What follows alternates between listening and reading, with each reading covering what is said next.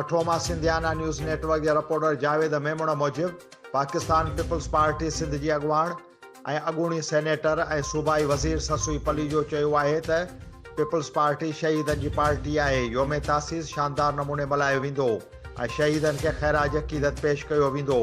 मुख़्तलिफ़ हंधनि ते तहज़ियत बैदि मीडिया सां ॻाल्हाईंदे अॻूणी सूबाई वज़ीर ससुई पली जो चयो त नाकारी सियासत जो गिराफ़ किरी रहियो आहे ऐं ज़वाल पज़ीर आहे। आवाम साज़िशी सियासत खां वाक़ुफ़ आहे। मुल्क में मुस्तहकम जमहूरियत ऐं तमीरी सोच जी सियासत खे फ़रोग़ ॾिनो वेंदो छो त शहीद भुट्टो जो इहो ई फ़लसफ़ो आहे। पीपल्स पार्टी जो बुनियादु शहीद भुट्टो रखियो हो। बिलावल भुट्टो ज़रदारी बि उन ई पॉलिसी खे अॻिते वधाए रहियो आहे। योम तासीस जे मौक़े ते शहीद बेनज़ीर भुट्टो खे ख़ैराज अक़ीदत पेश कयूं था। उन मौक़े ते उमर फारूक पली जो, अरबाब तनवीर पली जो ऐं अली मोहम्मद पली जो पिणु मौजूदु हुआ।